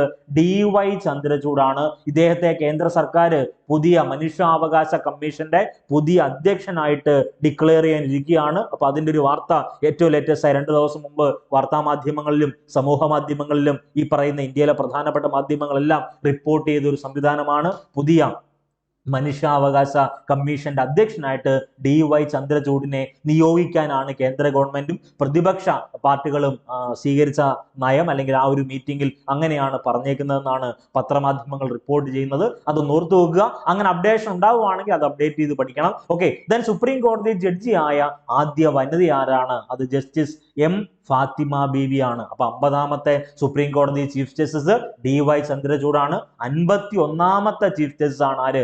സഞ്ജീവ് ഖന്ന. അതൊന്ന് ഓർത്തു വെക്കുക. 2024 നവംബർ 11 സുപ്രീം കോടതിയുടെ ചീഫ് ജസ്റ്റിസ് ആയിട്ട് ആര് ചുമതലയേറ്റത്? ജസ്റ്റിസ് സഞ്ജീവ് ഖന്ന ചുമതലയേറ്റത്. അതൊന്ന് ഓർത്തു വെക്കുക. ഓക്കെ ആണല്ലോ. ഇനി 18ാം ലോക്സഭയിലെ വനിതാ മന്ത്രിമാരുടെ എണ്ണം എത്രയാണ്? വീണ്ടും ഞാൻ ആവർത്തിക്കുന്നു, ഇതിൽ അപ്ഡേഷൻ ഉള്ളതുകൊണ്ടാണ് അപ്ഡേറ്റ് ചെയ്ത് പറയുന്നത്. നേരത്തെ ക്ലാസ്സിൽ എടുത്തിട്ടുള്ളതാണ് നമ്മൾ. 18ാം ലോക്സഭയിലെ വനിതാ മന്ത്രിമാരുടെ എണ്ണം അത് എത്രയാണ്? അത് 18ാം ലോക്സഭയിലെ വനിതാ മന്ത്രിമാരുടെ എണ്ണം 7 ആണ്. അതൊന്ന് ഓർത്തു വെക്കണം. ചില ആളുകൾ 2 ഓപ്ഷൻ ഉണ്ടെന്ന് കരുതി 2 എഴുതി കളയും. 2ന്റെ പ്രത്യേകത എന്താണ്? ക്യാബിനറ്റ് പദവിയുള്ള വനിതാ മന്ത്രിമാരുടെ എണ്ണമാണ് 2 എന്ന് ഓർക്കണം. അപ്പൊ നമുക്ക് വേണ്ടത് 7 പേരാണ്. എന്ത്? 18ാം ലോക്സഭയിലെ കേന്ദ്ര വനിതാ മന്ത്രിമാർ. 2 ക്യാബിനറ്റ് മന്ത്രിമാർ ഉൾപ്പെടെ 7 പേരാ. അപ്പൊ 5 പേര് ക്യാബിനറ്റ് റാങ്ക് ഇല്ലാത്ത വനിതാ മന്ത്രിയും ക്യാബിനറ്റ് റാങ്കോട് കൂടി 2 വനിതാ മന്ത്രി, അതായത് മൊത്തം 7 വനിതാ മന്ത്രിമാർ 18ാം ലോക്സഭയിലുണ്ട്. അപ്പൊ 18ാം ലോക്സഭയ്ക്ക് ഒരു സ്പീക്കർ ഉണ്ട്. 18ാം ലോക്സഭയുടെ സ്പീക്കർ ഓം ബിർളയാണ്. ഓം ബിർള പ്രതിനിധാനം ചെയ്യുന്ന മണ്ഡലം രാജസ്ഥാനിലെ കോട്ട മണ്ഡലമാണ്. അതൊന്ന് ഓർത്തു വെക്കണം. അപ്പൊ നിലവിൽ ഞാൻ വീണ്ടും റിപ്പീറ്റ് ചെയ്യുന്നു, നിലവിൽ 18ാം ലോക്സഭയിൽ 75 വനിതാ എം പിമാരുണ്ട്. നേരത്തെ 74 വനിതാ എം പിമാർ ഉണ്ടായിരുന്നു. അതിപ്പോ മാറി, ഇപ്പൊ 75 ആയി. കാരണം 74നോട് കൂടി 1 വന്നു. ആര്? പ്രിയങ്ക ഗാന്ധി. കേരളത്തിലെ 18ാം ലോക്സഭ തെരഞ്ഞെടുപ്പുമായി ബന്ധപ്പെട്ട് നമ്മൾ പഠിക്കുമ്പോൾ നേരത്തെ, അതായത് പ്രിയങ്ക ഗാന്ധി മത്സരിക്കുന്നതിന് മുമ്പ് തന്നെ ഏറ്റവും പ്രധാനപ്പെട്ട 2 സൂപ്പർലേറ്റീവ് നമ്മൾ പഠിക്കുമായിരുന്നു. എന്താ? 18ാം ലോക്സഭയിലെ ഏറ്റവും കൂടിയ ഭൂരിപക്ഷം രാഹുൽ ഗാന്ധിക്കും, ഏറ്റവും കുറവ് ഭൂരിപക്ഷം ആർക്കാണ്? അടൂർ പ്രകാശിനുമാണെന്ന് നമ്മൾ പഠിക്കുമല്ലോ. അപ്പൊ അടൂർ പ്രകാശ് പ്രതിനിധാനം ചെയ്യുന്ന മണ്ഡലം ആറ്റിങ്ങൽ മണ്ഡലമാണ്. രാഹുൽ ഗാന്ധി പ്രതിദാനം ചെയ്യുന്ന മണ്ഡലം വയനാടായിരുന്നു ലോക്സഭാ മണ്ഡലം. ആ മണ്ഡലത്തിൽ നിന്ന് രാജിവെച്ചതിനെ തുടർന്ന് അവിടെ ഉപതെരഞ്ഞെടുപ്പ് നടന്നു. ആ ഉപതെരഞ്ഞെടുപ്പിൽ സർവകാല റെക്കോർഡോടുകൂടി പ്രിയങ്ക ഗാന്ധി മത്സരിച്ച് ജയിച്ചല്ലോ. അപ്പൊ ഇപ്പോൾ നിലവിൽ 75 വനിതാ എം പിമാരുണ്ട്. അപ്പൊ ആകെ എം പിമാരുടെ 13.8% ഇപ്പോൾ വനിതാ എം പിമാരെന്ന് ഓർത്തു വെക്കണം. അപ്പൊ ചില ആളുകളെങ്കിലും മനസ്സിൽ കരുതും, ഉപതെരഞ്ഞെടുപ്പ് 3 കേരളത്തിൽ നടന്നത്. 2 നിയമസഭാ ഉപതെരഞ്ഞെടുപ്പുകളാണ്. ചേലക്കരയിലും പാലക്കാടും 2 നിയമസഭാ ഉപതെരഞ്ഞെടുപ്പും വയനാട്ടിൽ ലോക്സഭാ ഉപതെരഞ്ഞെടുപ്പുമാണെന്ന് ഓർക്കണം. അതിനകത്തുനിന്ന് ഒരു ചോദ്യം ഉറപ്പായിട്ടും വരും. 18ാം ലോക്സഭാ സ്പീക്കർ ആരാണ്? ഓം ബിർള. അപ്പൊ ഈ പറയുന്ന ലോക്സഭാ സ്പീക്കർ സ്ഥാനത്തേക്ക് മത്സരിക്കണമല്ലോ. മത്സരിക്കുമ്പോൾ ഒരു സ്ഥാനാർത്ഥി ഓം ബിർളയാണ്. എതിർ സ്ഥാനാർത്ഥി ഉണ്ട്. അത് മലയാളിയായ കൊടിക്കുന്നിൽ സുരേഷാണ്. കേരളത്തിൽ നിന്ന് ഏറ്റവും കൂടുതൽ തവണ ലോക്സഭാംഗമായ വ്യക്തിയാണ് ആര്? കൊടിക്കുന്നിൽ സുരേഷ്. 8 തവണയാണ് കേരളത്തിൽ നിന്ന് ലോക്സഭാംഗമാകുന്നത്. കേരളത്തിൽ നിന്ന് ഏറ്റവും കൂടുതൽ തവണ ലോക്സഭാംഗമായ വ്യക്തി ആരാണ്? അത് കൊടിക്കുന്നിൽ സുരേഷാണ്. അതൊന്ന് ഓർത്തു വെക്കണം. ഈ മലയാളികളെയൊക്കെ പഠിക്കുന്ന സമയത്ത് KC വേണുഗോപാലെ ഉറപ്പായിട്ടും പഠിക്കണം. KC വേണുഗോപാലിന്റെ പ്രത്യേകത എന്താ? നിലവിലെ പാർലമെന്ററി കമ്മിറ്റിയായ പബ്ലിക് അക്കൗണ്ട് കമ്മിറ്റിയുടെ അധ്യക്ഷൻ ആരെന്ന് ചോദിച്ചാൽ അത് KC വേണുഗോപാലാണ്. അപ്പൊ നമ്മൾ ഈ പറഞ്ഞേക്കുന്ന 18ാം ലോക്സഭയുമായി ബന്ധപ്പെട്ട ഇത് മാത്രം നിങ്ങൾ വായിച്ചാൽ പോരാ. തെരഞ്ഞെടുപ്പുമായി ബന്ധപ്പെട്ട് കണ്ടന്റ് പഠിക്കണം. എത്ര ഘട്ടങ്ങളിലായിട്ടാണ് തെരഞ്ഞെടുപ്പ് നടന്നതെന്ന് വരും ക്ലാസ്സിൽ നമ്മൾ ഡീറ്റെയിൽ ആയിട്ട് ഡിസ്കസ് ചെയ്യും. അപ്പൊ എതിർ സ്ഥാനാർത്ഥി കിട്ടിയല്ലോ. കൊടിക്കുന്നിൽ സുരേഷ് പ്രതിനിധാനം ചെയ്യുന്ന മണ്ഡലം അത് മാവേലിക്കര മണ്ഡലമാണ്. അപ്പൊ 20 ലോക്സഭാ മണ്ഡലത്തിൽ എത്ര എടുത്ത് UDF, എത്ര എടുത്ത് ഇടതുപക്ഷ അല്ലെങ്കിൽ LDF, എത്ര എടുത്ത് BJP എന്ന ലോജിക്ക് വരുമല്ലോ. ആ 20ൽ ഒരു മണ്ഡലം, ഒരു ലോക്സഭാ മണ്ഡലമായ തൃശൂർ മണ്ഡലത്തെ പ്രതിനിധാനം ചെയ്യുന്നത് സുരേഷ് ഗോപിയാണ്. കേന്ദ്ര സഹമന്ത്രിയാണ്. അവിടെ 2 പ്രധാനപ്പെട്ട മലയാളികളുണ്ട് കേന്ദ്ര സഹമന്ത്രി സ്ഥാനത്ത്. ഈ 2 വ്യക്തികളെ നമ്മൾ പഠിച്ചേ പറ്റൂ. അപ്പൊ അതും കൂടെ ഒന്ന് ഓർത്തു വെക്കുക. ഞാൻ ഉറപ്പായും പറയുന്നു, 2 പ്രധാനപ്പെട്ട മലയാളികളെ പറ്റി ഞാൻ പറഞ്ഞത് എന്താ? കേന്ദ്ര മന്ത്രിസഭയുമായി ബന്ധപ്പെട്ട് കേന്ദ്രമന്ത്രി പദത്തിൽ അല്ലെങ്കിൽ മന്ത്രിസഭയുമായി ബന്ധപ്പെട്ട 2 സഹമന്ത്രി സ്ഥാനത്ത് 2 സഹമന്ത്രിമാരുണ്ട്. അതിലൊന്ന് സുരേഷ് ഗോപിയാണ്. നമുക്ക് എല്ലാവർക്കും അറിയാവുന്നതാണ്. അദ്ദേഹത്തിന്റെ മണ്ഡലം ഏത് മണ്ഡലമാണ്? തൃശൂർ മണ്ഡലമാണ്. കേരളവുമായി ബന്ധപ്പെട്ട് തൃശ്ശൂരിന് പ്രത്യേകതയുണ്ട്. ഏറ്റവും പ്രധാനപ്പെട്ട ചോദ്യം ഇതാണ്. കേരളവുമായി ബന്ധപ്പെട്ട് തേൻ കൈലാസം പ്രാചീന കാലത്ത് തേൻ കൈലാസം എന്നറിയപ്പെട്ട കേരളത്തിലെ സ്ഥലമാണ് തൃശ്ശൂർ. വളരെ പ്രധാനപ്പെട്ടത്. കേരളത്തിന്റെ സാംസ്കാരിക തലസ്ഥാനം തൃശ്ശൂരാണെന്ന് നമുക്ക് എല്ലാവർക്കും അറിയാവുന്നതാണ്. 2024 ഏറ്റവും പുതിയ റിപ്പോർട്ട് പ്രകാരം ഏറ്റവും കൂടുതൽ ശുദ്ധവായുവുള്ള പ്രദേശം ഇന്ത്യയിലെ അല്ലെങ്കിൽ കേരളത്തിലെ പ്രദേശം ഏതെന്ന് ചോദിച്ചാൽ ഉത്തരമായി നമുക്ക് വേണ്ടത് തൃശ്ശൂരാണ്. അങ്ങനെ ഒത്തിരി പ്രത്യേകതയുണ്ട്. അപ്പൊ തൃശ്ശൂർ ജില്ലയുമായി ബന്ധപ്പെട്ട് പഠിക്കുമ്പം തൃശ്ശൂർ ലോക്സഭാ മണ്ഡലത്തെ പറ്റി ഒന്നോർത്തു വെക്കണം. സുരേഷ് ഗോപി തൃശ്ശൂർ ലോക്സഭാ മണ്ഡലത്തിൽ നിന്നാണല്ലോ ജനപ്രതിനിധിയായിരിക്കുന്നത്. അപ്പൊ സഹമന്ത്രി സ്ഥാനത്തെ പോർട്ട്ഫോളിയോ ഇമ്പോർട്ടന്റ് ആണ്. ആണ്. വകുപ്പ് ഇമ്പോർട്ടന്റ്. പെട്രോളിയം വകുപ്പ്, സഹമന്ത്രി സ്ഥാനത്തുള്ള പെട്രോളിയം സഹവകുപ്പ് അല്ലെങ്കിൽ സഹമന്ത്രി സ്ഥാനത്തുള്ള പെട്രോളിയം, പ്രകൃതിവാതകം, ടൂറിസം വളരെ ഇമ്പോർട്ടന്റ് ആണ്. അപ്പൊ ടൂറിസം വകുപ്പ് മന്ത്രി ഉണ്ട്, അത് വേറെയാണ്. ഇത് സഹമന്ത്രി സ്ഥാനമാണ്, അതൊന്ന് ഓർത്തുവെക്കുക. ടൂറിസം ഉണ്ട്, പെട്രോളിയം ഉണ്ട്, പ്രകൃതിവാതകം ഉണ്ട്. ഇനി നമുക്ക് എല്ലാവർക്കും അറിയാവുന്ന മറ്റൊരു മലയാളി ഉണ്ടല്ലോ, ജോർജ് കുര്യൻ. ജോർജ് കുര്യൻ ഈ പറഞ്ഞ ലോക്സഭാംഗമാണോ? അല്ല, രാജ്യസഭാംഗമാണ് അദ്ദേഹം. അപ്പൊ രാജ്യസഭ, ഏത് രാജ്യസഭാ അംഗമാണ് അല്ലെങ്കിൽ ഏത് സംസ്ഥാനത്ത് നിന്നുള്ള രാജ്യസഭാംഗമാണ് അദ്ദേഹം ചോദിച്ചാൽ മധ്യപ്രദേശിൽ നിന്നുള്ള രാജ്യസഭാംഗമാണ് ആര്? ജോർജ് കുര്യൻ. അപ്പൊ ജോർജ് കുര്യനുമായി ബന്ധപ്പെട്ട് വകുപ്പ് ഇമ്പോർട്ടന്റ് ആണ്. ന്യൂനപക്ഷം, മത്സ്യബന്ധനം, മൃഗസംരക്ഷണം, ക്ഷീരവകുപ്പ് അല്ലെങ്കിൽ ക്ഷീര സംരക്ഷണം എന്നിവയാണ് ജോർജ് കുര്യന്റെ വകുപ്പ്. അതുകൂടി ഒന്ന് ഓർത്തു വെക്കുക. ഓക്കെ ആണല്ലോ. അപ്പൊ 18 ലോക്സഭയുമായി ബന്ധപ്പെട്ട് കേന്ദ്രമന്ത്രിസഭ വളരെ ഇമ്പോർട്ടന്റ് ആണ്, അത് പഠിക്കണം. അതിനകത്ത് നിന്ന് ഉറപ്പായിട്ടും ഒരു മാർക്ക് നിങ്ങൾക്ക് കിട്ടും. അടുത്ത ചോദ്യത്തിലേക്ക് വരുന്നു. അടുത്ത ചോദ്യം താഴെ പറയുന്നവയിൽ തെറ്റായ ജോഡി ഏത് എന്നാണ് ചോദ്യം. ബ്രാക്കറ്റിൽ കൊടുത്തേപ്പോണ്ട് ഇന്ത്യയിലെ പ്രധാനപ്പെട്ട പദവികളും വ്യക്തികളും എന്നാണ് കൊടുത്തേക്കുന്നത്. ഓപ്ഷൻ എ നോക്കിയേ, നിലവിലെ cabinet secretary TV Somanathan. Option ബിയിൽ വന്നേക്കുന്നു ദേശീയ പട്ടികവർഗ commission chairman Antar Singh Arya. Option C നിലവിലെ CAG Tushar Mehta. Option D നിലവിലെ UPSC ചെയർപേഴ്സൺ പ്രീതി സുധൻ. അപ്പൊ ഇതിലെ തെറ്റുത്തരം ആദ്യം ഞാൻ അങ്ങ് നോട്ട് ചെയ്യുകയാണ്. ഓപ്ഷൻ സി നിലവിലെ CAG തുഷാർ മേത്ത അല്ല. അപ്പൊ നമുക്ക് മാറ്റി പഠിക്കണമല്ലോ. അപ്പൊ ഈ പറയുന്ന ബാക്കിയുള്ള A ഓപ്ഷൻ ശരിയാണ്, B ഓപ്ഷൻ ശരിയാണ്, D ഓപ്ഷൻ ശരിയാണ്. നിലവിലെ പദവികളുമായി ബന്ധപ്പെട്ട് ഡിസ്കസ് ചെയ്യുമ്പം നിലവിലെ ക്യാബിനറ്റ് സെക്രട്ടറി ആരാണ്? അത് TV സോമനാഥനാണ് നിലവിലെ ക്യാബിനറ്റ് സെക്രട്ടറി. നിലവിലെ ദേശീയ പട്ടികവർഗ കമ്മീഷൻ ചെയർമാൻ അന്തർ സിംഗ് ആര്യയാണ്. അതൊന്ന് ഓർത്തു വെക്കണം. നിലവിലെ UPSCയുടെ ചെയർപേഴ്സൺ ആരെന്ന് ചോദിച്ചാൽ അത് പ്രീതി സുധനാണ്. അപ്പൊ 3 പ്രധാനപ്പെട്ട കറണ്ട് അഫയർ കിട്ടിയല്ലോ, പ്രധാനപ്പെട്ട അപ്പോയിന്റ്മെന്റ് കിട്ടിയല്ലോ. എന്തൊക്കെയാ? നിലവിലെ ക്യാബിനറ്റ് സെക്രട്ടറി TV സോമനാഥൻ, നിലവിലെ ദേശീയ പട്ടികവർഗ കമ്മീഷന്റെ ചെയർമാൻ അന്തർ സിംഗ് ആര്യ, നിലവിലെ UPSC ചെയർപേഴ്സൺ ആരാണ്? അത് പ്രീതി സുധന. അപ്പൊ നിലവിലെ പ്രീതി സുധനെ പറ്റി UPSCയുടെ ചെയർപേഴ്സണെ പറ്റി ഡിസ്കസ് ചെയ്യുമ്പോൾ ഏറ്റവും പ്രധാനപ്പെട്ട ചോദ്യമുണ്ട്. റോസ് ബാർക്കർ, റോസ് മിലൻ ബത്യു, ഏറ്റവും പ്രധാനപ്പെട്ടതാ. UPSCയുടെ ആദ്യ ചെയർമാൻ ആരാ? അത് റോസ് ബാർക്കർ ആണ്. അത് ഓർത്തു വെക്കുക. UPSCയുടെ അധ്യക്ഷയായ ആദ്യ വനിത റോസ് മിലൻ ബത്യു. അപ്പൊ റോസ് മിലൻ ബത്യുവിന് ശേഷം UPSCയുടെ ചെയർപേഴ്സൺ ആകുന്ന ആദ്യ വനിത, അതായത് രണ്ടാമത്തെ വനിതയാണ് ആര്? പ്രീതി സുധൻ. അതൊന്ന് ഓർത്തു വെക്കുക, വളരെ പ്രധാനപ്പെട്ടതാണ്. UPSCയുടെ രൂപീകരണവുമായി ബന്ധപ്പെട്ട കമ്മീഷനുണ്ട്. ആ കമ്മീഷന്റെ പേര് ലീ കമ്മീഷൻ എന്നാണെന്ന് നിങ്ങൾ പഠിക്കും. ഏറ്റവും പ്രധാനപ്പെട്ട ചോദ്യം UPSCയുമായി ബന്ധപ്പെട്ട് UPSCയുടെ അപരനാമമുണ്ട് watch dog of Indian merit system. Indian merit സമ്പ്രദായത്തിന്റെ കാവൽക്കാരൻ എന്നറിയപ്പെടുന്നത് ആരെയാണ്? UPSC ആണ്. അപ്പൊ UPSCയുടെ നിലവിലെ ചെയർപേഴ്സന്റെ പേര് പ്രീതി സുധൻ എന്നാണ്. അപ്പൊ ഇത്രയും നിയമനങ്ങളൊന്ന് ഓർത്തു വെക്കണേ. അപ്പൊ തെറ്റായ ജോഡി എന്ന് പറഞ്ഞാൽ C ആണ്. നിലവിലെ കൺട്രോളർ ആൻഡ് ഓഡിറ്റർ ജനറൽ എന്നറിയപ്പെടുന്നത് K സഞ്ജയ് മൂർത്തിയാണ്. നിലവിലെ CAG ആരാണ്? K സഞ്ജയ് മൂർത്തി. അപ്പം നാഷണൽ ക്രൈം റെക്കോർഡ്സ് ബ്യൂറോയുടെ നിലവിലെ ചെയർമാൻ അലോക് രഞ്ജനാണ്. നാഷണൽ ക്രൈം റെക്കോർഡ്സ് ബ്യൂറോയുടെ നിലവിലെ ചെയർമാൻ അലോക് രഞ്ജനാണ്. സൈബർ സുരക്ഷയുടെ ദേശീയ അംബാസഡർ ആണ് രശ്മിക മന്ദാന. സൈബർ സുരക്ഷ ദേശീയ അംബാസഡർ, നിലവിലെ കേന്ദ്ര സൈബർ സുരക്ഷ ദേശീയ അംബാസഡർ രശ്മിക മന്ദാനയാണ്. ടാറ്റ ട്രസ്റ്റ് ഏറ്റവും പ്രധാനപ്പെട്ടതാണ്. നോയൽ ടാറ്റ വളരെ ഇമ്പോർട്ടന്റ് ആണ്. ടാറ്റ ട്രസ്റ്റിന്റെ പുതിയ ചെയർമാൻ നോയൽ ടാറ്റയാണ്. ദേശീയ വനിതാ കമ്മീഷന്റെ 9ാമത്, അക്കം മറക്കല്ലേ, ദേശീയ വനിതാ കമ്മീഷന്റെ 9ാമത് അധ്യക്ഷ അത് വിജയ് കിഷോർ രഹത്കർ ആണ്. ദേശീയ വനിതാ കമ്മീഷന്റെ 9ാമത്തെ അധ്യക്ഷയാണ് ആര്? വിജയ് കിഷോർ രഹത്കർ. അതൊന്ന് ഓർത്തു വെക്കണം. ഇനി നമ്മളെ കുഴപ്പിക്കുന്ന പ്രധാനപ്പെട്ട ചോദ്യങ്ങളാണ്. നമ്മൾ പരീക്ഷയിൽ കയറുമ്പം ഭ്രാന്ത് പിടിക്കാനുള്ള ഒരു സാധ്യത എന്ന് പറഞ്ഞാൽ ഒരേപോലെ ഓപ്ഷൻ നമ്മളെ കുഴപ്പിച്ചു കളയും. ഒന്ന് സഞ്ജീവ് ഖന്ന, സഞ്ജയ് മൽഹോത്ര, സഞ്ജയ് മൂർത്തി, സഞ്ജയ് വർമ്മ, സഞ്ജയ് കുമാർ മിശ്ര. ഇതെല്ലാം കൂടെ തിരിഞ്ഞു പോരുത്. ഒന്ന് സഞ്ജീവ് ഖന്നയുടെ പ്രത്യേകത നിലവിലെ സുപ്രീം കോടതി ചീഫ് ജസ്റ്റിസ് ആണ്.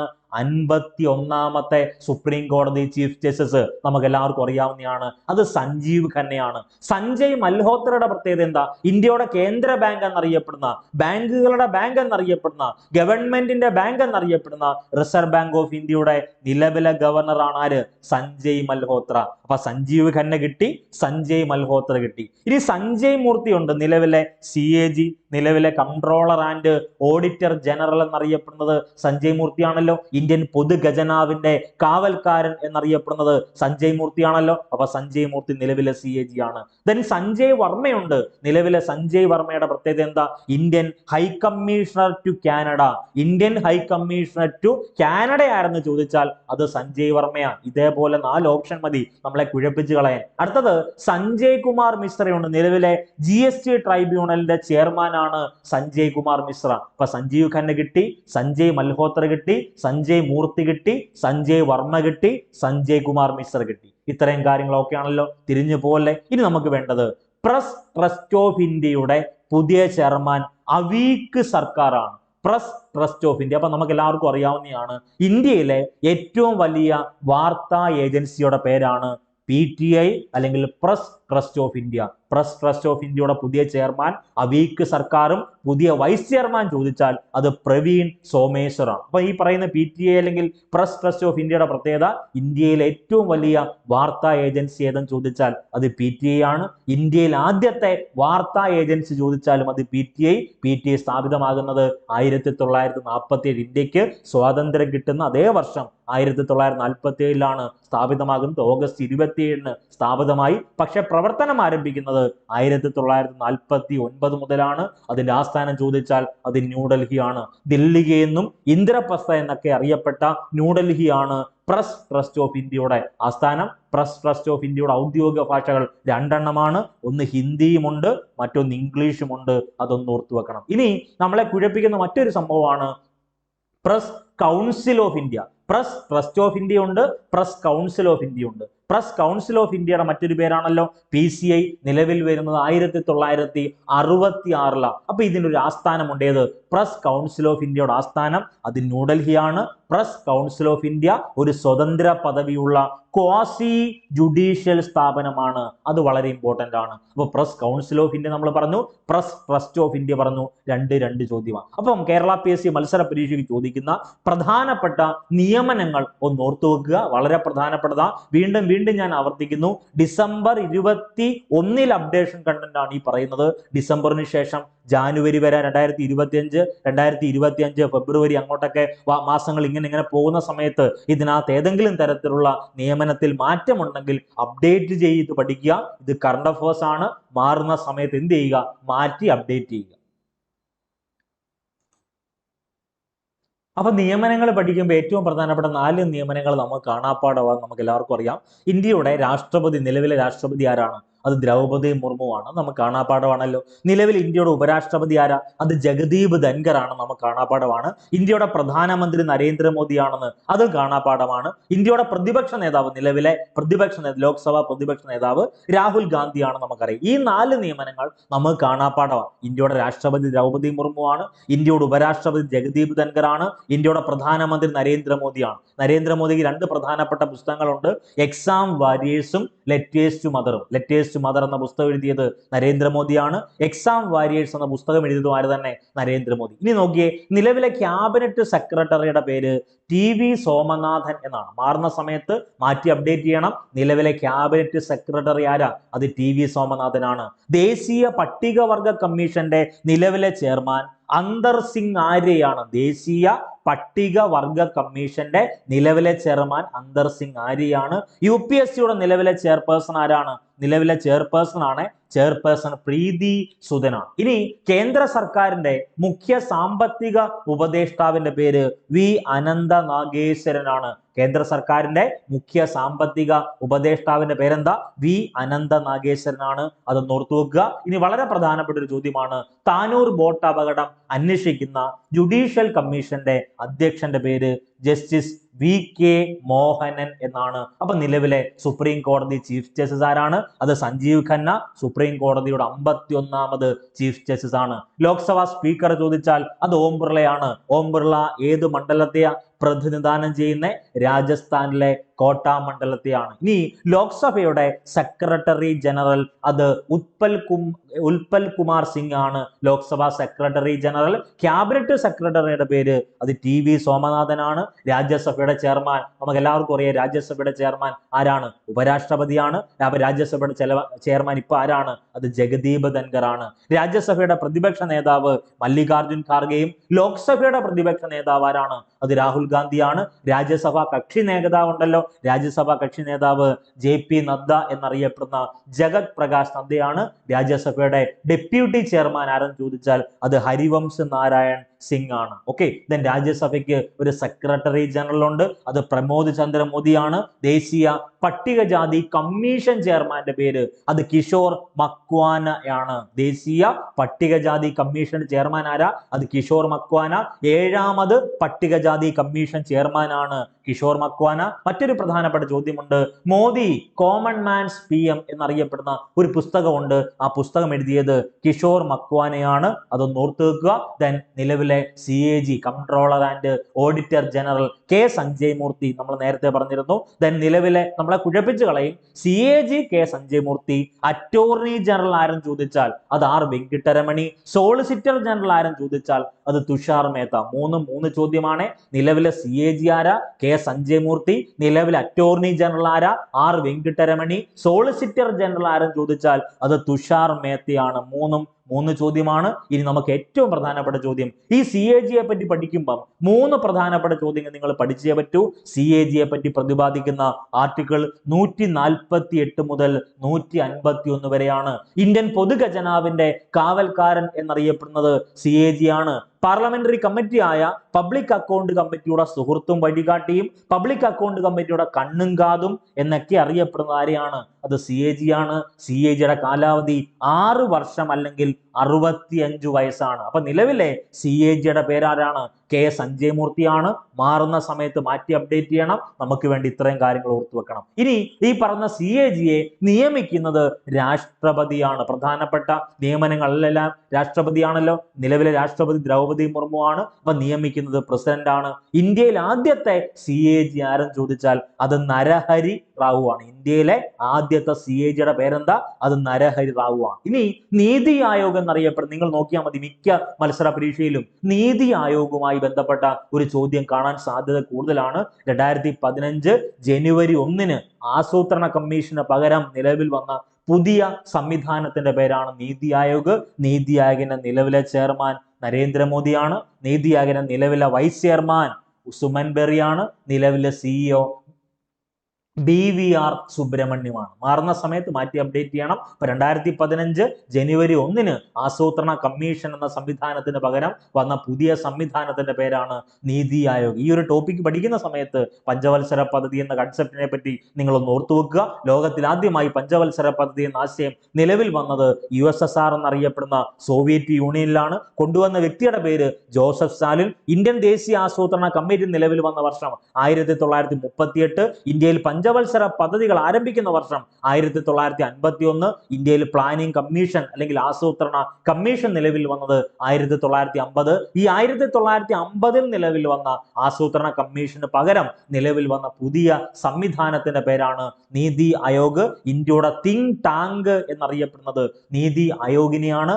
National institution for transforming India എന്നാണ് നീതി ആയോഗിന്റെ പൂർണ്ണമായ രൂപം. അതൊന്ന് ഓർത്തു വെക്കുക. നിലവിലെ ചെയർമാൻ നരേന്ദ്രമോദി, നിലവിലെ വൈസ് ചെയർമാൻ സുമൻ ബെറി, നിലവിലെ CEO ആരാണ്? BVR സുബ്രഹ്മണ്യമാണ്. അതൊന്ന് ഓർത്തു വെക്കണം. ഇനി നമുക്ക് വേണ്ട വളരെ പ്രധാനപ്പെട്ട ചോദ്യം, കേന്ദ്ര പ്രതിരോധ സെക്രട്ടറി ആരാണ് നിലവിലെ? അത് രാജേഷ് കുമാർ സിംഗ് ആണ് കേന്ദ്ര പ്രതിരോധ സെക്രട്ടറി. പ്രധാനമന്ത്രിയുടെ പ്രിൻസിപ്പൽ സെക്രട്ടറി ആരെന്ന് ചോദിക്കും. അത് PK മിശ്രയ. കേന്ദ്ര മന്ത്രിസഭയുമായി ബന്ധപ്പെട്ട് കേന്ദ്ര പ്രതിരോധ സെക്രട്ടറി അത് രാജേഷ് കുമാർ സിംഗും. പ്രധാനമന്ത്രിയുടെ പ്രിൻസിപ്പൽ സെക്രട്ടറി ആരെന്ന് ചോദിച്ചാൽ അത് PK മിശ്രയുമ. ദേശീയ സുരക്ഷാ ഉപദേഷ്ടാവിന്റെ പേര് അജിത് കുമാർ ദോവൽ എന്നാണ്. മുഖ്യ തെരഞ്ഞെടുപ്പ് കമ്മീഷണറുടെ പേര് അത് രാജീവ് കുമാർ ആണ്. ഇന്ത്യയുടെ 25ാമത് മുഖ്യ തെരഞ്ഞെടുപ്പ് കമ്മീഷണർ ആരാണ്? രാജീവ് കുമാർ ആണ്. അതൊന്ന് ഓർത്തു വെക്കണം. ഇനി നമുക്ക് വേണ്ട വളരെ പ്രധാനപ്പെട്ട മറ്റൊരു ചോദ്യം, 16ാമത് ധനകാര്യ കമ്മീഷന്റെ ചെയർമാൻ ആരാണ്? അത് അരവിന്ദ് പനഗരിയാണ്. 16ാമത് ധനകാര്യ കമ്മീഷൻ ചെയർമാൻ? മുഖ്യ ബാലാവകാശ കമ്മീഷൻ ആരും ചോദിച്ചാൽ അത് പ്രിയങ്ക കനൂൻഗോയാണ്. ദേശീയ ന്യൂനപക്ഷ കമ്മീഷന്റെ ചെയർമാൻ ആരും ചോദിച്ചാൽ അത് ഇക്ബാൽ സിംഗ് ലാൽപുരയാണ്. ഈ 3 പ്രധാനപ്പെട്ട വ്യക്തികളെ ഒന്ന് റിവൈസ് ചെയ്യണേ. 16ാമത് ധനകാര്യ കമ്മീഷൻ ചെയർമാൻ അരവിന്ദ് പനഗരിയ. മുഖ്യ ബാലാവകാശ കമ്മീഷണർ ആരും ചോദിച്ചാൽ അത് പ്രിയങ്ക കനുൻഗോ. ദേശീയ ന്യൂനപക്ഷ കമ്മീഷൻ ചെയർമാൻ അത് ഇക്ബാൽ സിംഗ് ലാൽപുരയാണ്. അതൊന്ന് ഓർത്തു വെക്കണം. ഇനി കേരളവുമായി ബന്ധപ്പെട്ട പ്രധാനപ്പെട്ട ആനുകാലിക സംഭവങ്ങൾ പറയുക. ഒന്ന്, ഇന്ത്യയിൽ ആദ്യത്തെ സഹകരണ മ്യൂസിയം ആരംഭിക്കുന്നത് എവിടെയാണ്? അത് കോഴിക്കോടാണ്. കാരശ്ശേരി സർവീസ് സഹകരണ ബാങ്കാണ് സഹകരണ മ്യൂസിയം നിർമ്മിക്കുന്നത്.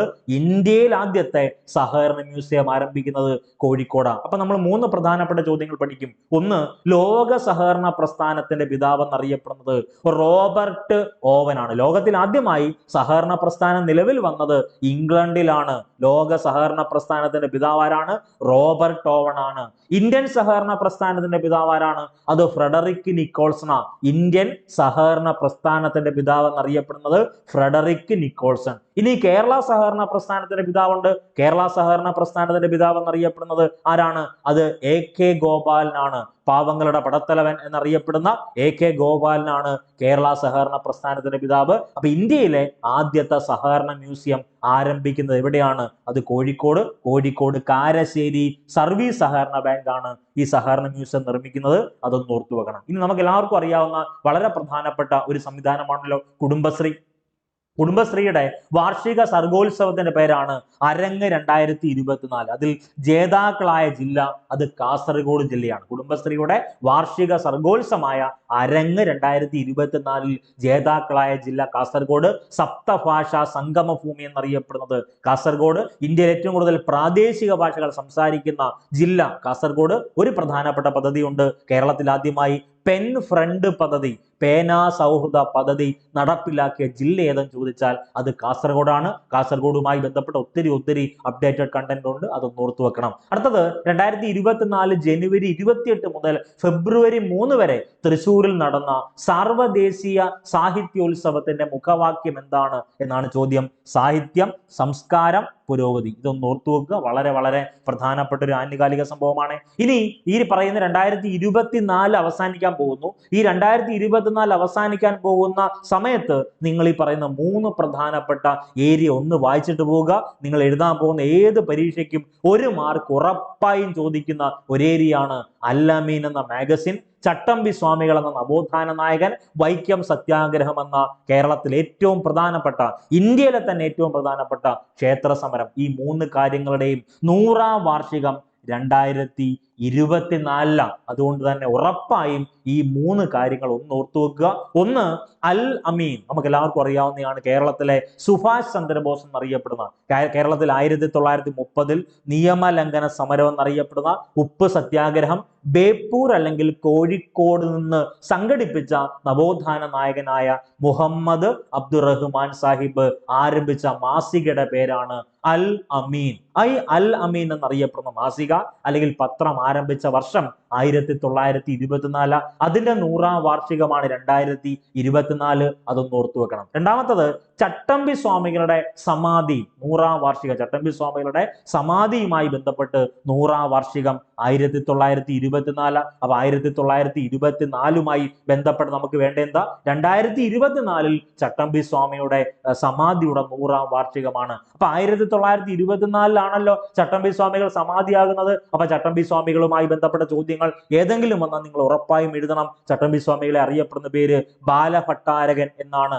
സർവഭട്ടാരകൻ, ബാലഭട്ടാരകൻ, ശ്രീമദ് ഭട്ടാരകൻ, സർവവിദ്യാധിരാജൻ, ഷൺമുഖദാസൻ, കാവിയും കമണ്ഡലവും ധരിക്കാത്ത സന്യാസി എന്നീ പേരുകളിലൊക്കെ അറിയപ്പെടുന്നത് ചട്ടമ്പി സ്വാമികളാണ്. കൊല്ലം ജില്ലയിലെ ശാസ്താംകോട്ട കേന്ദ്രീകരിച്ച് പട്ടിസദ്യ നടത്തിയ നവോത്ഥാന നായകൻ ആരെന്ന് ചോദിച്ചാൽ അത് ചട്ടമ്പി സ്വാമികളാണ്. ഓരോ ഭോജനങ്ങൾ നിങ്ങൾ നവോത്ഥാനത്തിൽ പഠിക്കും. അപ്പൊ ചട്ടമ്പി സ്വാമികളുമായി ബന്ധപ്പെട്ട ഒരു ചോദ്യ സാധ്യതയുണ്ട്. അടുത്തത് വൈക്കം സത്യാഗ്രഹം നടക്കുന്നത് 1924 മുതൽ 25 വരെ അല്ലയോ? അപ്പൊ അവിടെ ഒരു കറണ്ട് അഫയർ ഉണ്ട്. 1924-25 603 ദിവസം നടന്ന നടന്ന ഇന്ത്യയിലെ തന്നെ പ്രധാനപ്പെട്ട ഒരു ക്ഷേത്ര സമരത്തിന്റെ പേരാണ് വൈക്കം സത്യാഗ്രഹം. വൈക്കം സമരത്തിന് 3 പ്രധാനപ്പെട്ട പ്രാദേശിക നേതാക്കളുണ്ട്: കുഞ്ഞാപ്പി, ബാഹുലേയൻ, ഗോവിന്ദ പണിക്കർ. ഇനി ഏറ്റവും പ്രധാനപ്പെട്ട ചോദ്യം, വൈക്കം സമരത്തിന്റെ പ്രധാന നേതാവാരെന്ന് ചോദിച്ചാൽ അതിനുത്തരം ആരാണ്? അത് ടി.കെ. മാധവനാണ്. വൈക്കം സമരത്തിന്റെ 100ാം വാർഷികമാണ് 1924. അവിടെ ഒരു പ്രധാനപ്പെട്ട ചോദ്യമുണ്ട്. ഈ വൈക്കം സമരത്തിന്റെ 100ാം വാർഷികത്തിനോടനുബന്ധിച്ച് പുറത്തിറക്കിയ ഒരു ഓഡിയോ കാസറ്റ് ഉണ്ട്. അതിന്റെ പേര് ആ കുട്ടി ഗാന്ധിജിയെ തൊട്ടു എന്ന ഓഡിയോ കാസറ്റ് വൈക്കം സത്യാഗ്രഹത്തിന്റെ 100ാം വാർഷികത്തിന്റെ ഭാഗമായിട്ട് പുറത്തിറക്കിയതാണ്. അതുകൂടി ഒന്ന് ഓർത്തു വെക്കുക. അപ്പൊ ഇന്ന് പഠിപ്പിച്ച ഇത്രയും പ്രധാനപ്പെട്ട കറണ്ട് അഫയേഴ്സ് വായിക്കണം. ഇനി നമ്മൾ ക്ലാസ്സിനകത്ത് കണ്ടന്റ് ആഡ് ചെയ്തോളാം. വരാൻ പോകുന്ന 10th ലെവൽ പ്രിലിംസ് ആയിക്കോട്ടെ, മെയിൻസ് ആയിക്കോട്ടെ, മുഴുവൻ മത്സര പരീക്ഷകളിലും ഉന്നത റാങ്ക് നിങ്ങൾക്ക് കിട്ടട്ടെ എന്ന് ആത്മാർത്ഥമായി പ്രാർത്ഥിക്കുന്നു. നന്ദി, നമസ്കാരം.